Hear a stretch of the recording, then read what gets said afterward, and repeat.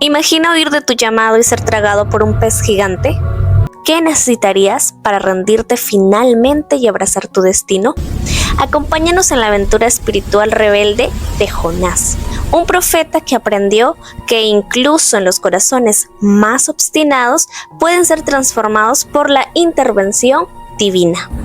Para entender la magnitud de la desobediencia de Jonás, debemos situarlo en su momento histórico.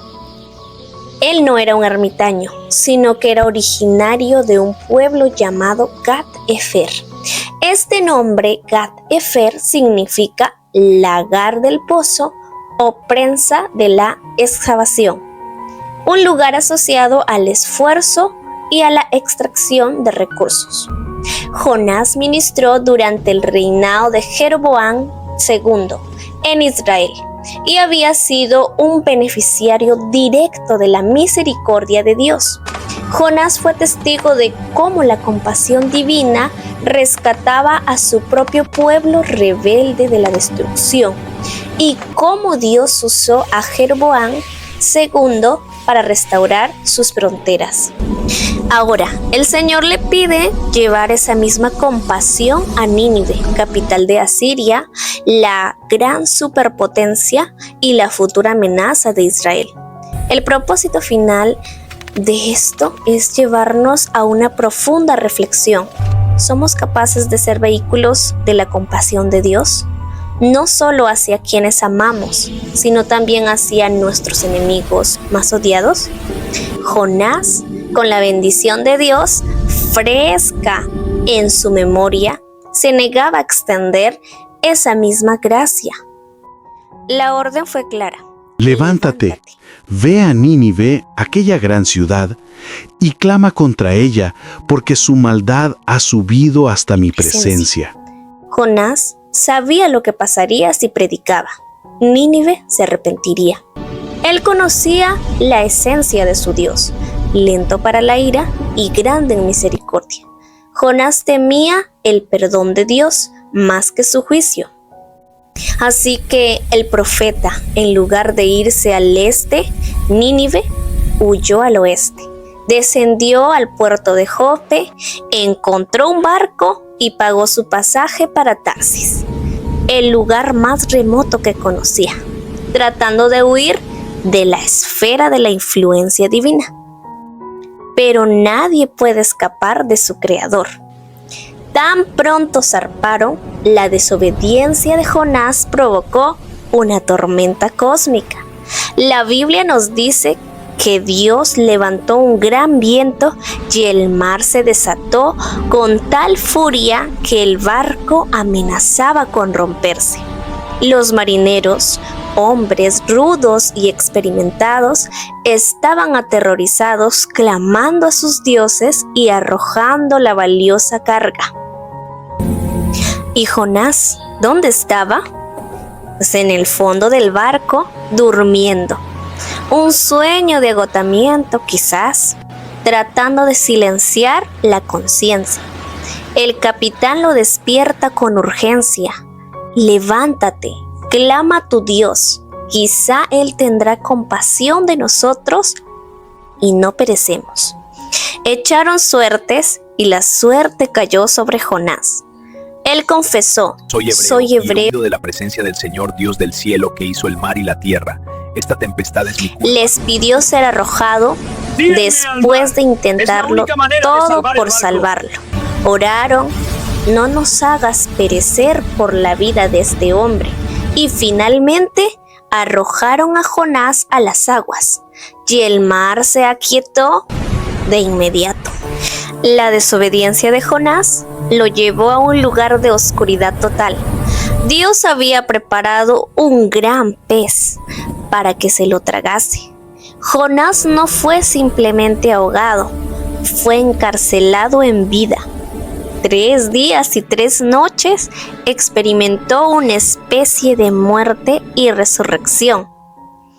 Desde el vientre de la ballena, Jonás no solo oró, sino que nos dejó una de las oraciones más poéticas de las Escrituras. Él clama desde el seno del Seol, la tumba. Escúchenlo. Clamé de mi angustia a Jehová, Y él me respondió: Me echaste a lo profundo, en medio de los mares, y me rodeó la corrienta. Todas tus ondas y tus olas pasaron sobre mí. Mas aún veré tu santo templo. Los que confían en vanidades ilusorias abandonan la misericordia. Yo, con voz de alabanza, te ofreceré sacrificios. La salvación es de Jehová. La fe renació en la fosa, a la orden de Dios. El pez vomitó a Jonás en tierra seca. Y la palabra de Dios vino por segunda vez. Levántate, ve a Nínive, aquella gran ciudad, y proclama el mensaje que yo te diré. Esta vez Jonás obedeció de inmediato. Su mensaje fue simple: de aquí a 40 días, Nínive será destruida. Contra todo pronóstico, los de Nínive creyeron a Dios, decretaron ayuno. El mismo rey se humilló, se sentó en ceniza e incluso hizo que los animales participaran del luto. Viendo Dios que lo hicieron, se arrepintió del mal que había dicho que les haría y no lo hizo. Y es aquí donde la historia se vuelve un estudio de carácter. Jonás, en lugar de celebrar el mayor arrepentimiento masivo de la historia, se enojó muchísimo. Salió de la ciudad a esperar la destrucción. Jonás, mi querido profeta de Gat-Efer, acaba de ocurrir el avivamiento más grande de la historia y tú estás haciendo un berrinche sentado en la intemperie. ¿Qué te pasa? Me enoja. Por eso huí a Tarsis. Yo sabía que Dios era clemente y misericordioso, tardo en enojarse. Me hizo ver como un falso profeta. Yo no quería a esta gente perdonada.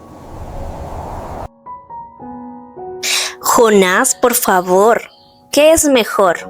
¿Tener razón o salvar a 120,000 vidas? Nínive se arrepintió.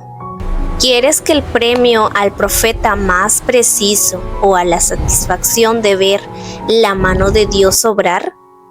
Deja de pensar en tu enramada y piensa en la compasión, la misma que te sacó del vientre del pez. Mientras Jonás estaba consumido por la ira, Dios le dio una metáfora. Hizo crecer una calabacera para darle sombra. Luego Dios envió un gusano que le secó y un viento solano que lo sofocó. Jonás, en su frustración, deseó morirse por la pérdida de la planta. Y Dios le preguntó: ¿Tanto te enojas por la calabacera? Sí, mucho me enojo, hasta la muerte. Y Dios pronunció la lección final, el clímax teológico de este libro. Tú tuviste compasión por una planta, y no voy a tener yo piedad de Nínive, aquella gran ciudad donde hay más de 120,000 personas que no saben distinguir entre su mano derecha y su mano izquierda, y muchos animales. La historia termina con la pregunta de Dios resonando, porque la respuesta es para nosotros. Más allá de Nínive, un mensaje universal.